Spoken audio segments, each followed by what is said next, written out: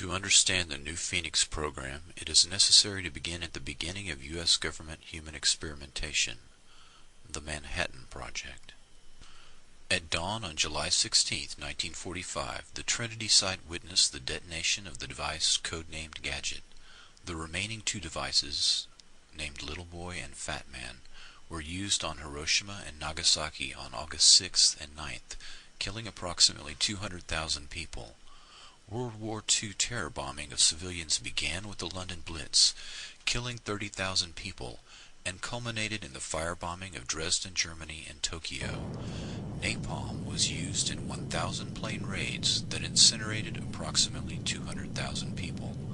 The atomic bomb did not add to the scale of mass murder of civilian populations, but it certainly made it more efficient.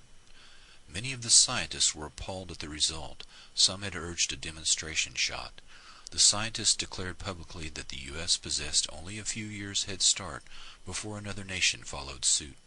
Many of the scientists and some generals advocated international control and the eventual banning of nuclear weapons. Those that tried to head off a nuclear arms race in the end failed, as events and personalities took on a momentum of their own. Edward Teller advocated the super heavy, the hydrogen bomb. Oppenheimer objected to the development of the hydrogen bomb and stated that these were genocidal weapons. He was promptly replaced. Teller assumed the scientific leadership of the weapons program and remained influential for the entire Cold War. The largest hydrogen bomb ever tested by the U.S. was around 40 megatons, 2,000 times more powerful than the 20-kiloton Hiroshima bomb. The nuclear arms race that followed has resulted in the doctrine of MAD, mutually assured destruction.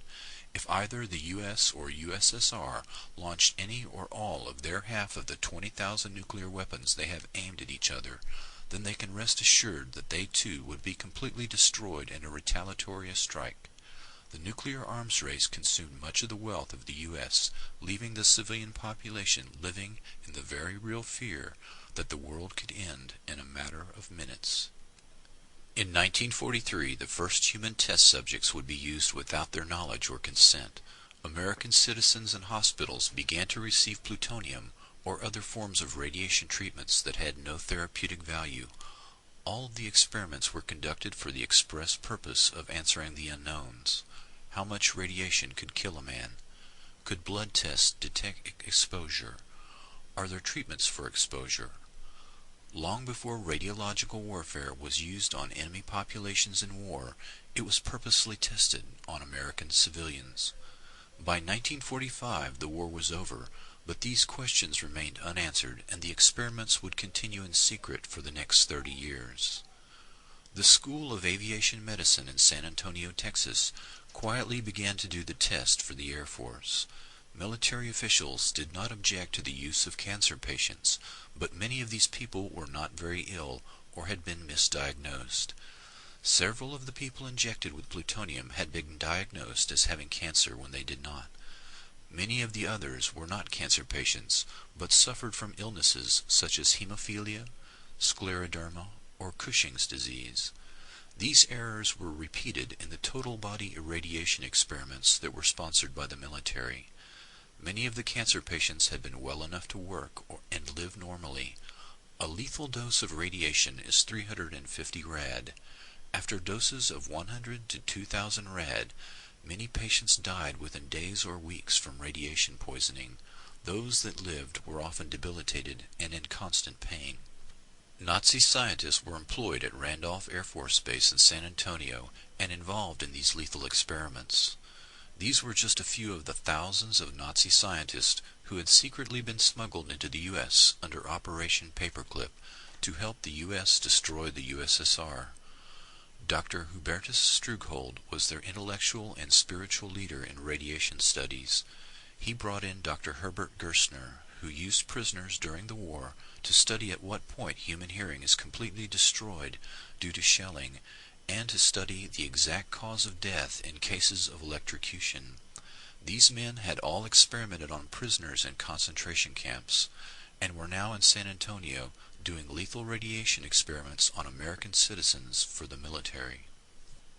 Elmer Allen was designated experimental test subject Cal 13. On July 18, 1947, in a San Francisco hospital, he was injected with plutonium in the left leg. 3 days later, the leg was amputated at mid-thigh. Elmer was a porter for the Pullman Company who injured his leg while stepping off a train. He was diagnosed with a fracture that developed into a cyst. The first test for cancer was negative. A second test indicated cancer.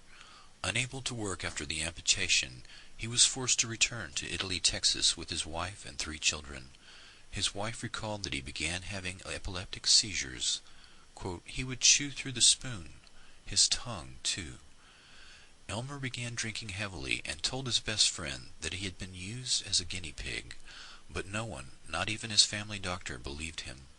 The doctor later diagnosed him as a paranoid schizophrenic. During an effort to collect the bodies of the people injected with plutonium, it was discovered to their amazement that 4 of them were still alive.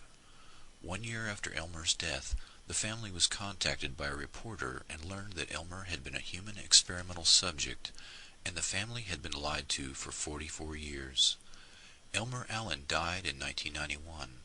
His headstone reads Elmer Allen, 1911-1947, Cal 13, 1947-1991, one of America's nuclear guinea pigs. I hope you will understand that just as Jewish fathers were placed in the ovens at Auschwitz, my father, Elmer Allen, was placed in his own private oven here in the United States of America. He was left there for 44 years, and the scientists occasionally took a peek inside to see if he was still alive. His survivors are pledged to tell the truth about this experiment for the next 50 or even 100 years if necessary, so that future generations will have more than lies, half-truths, and inconclusive reports when attempting to recount this real-life horror story.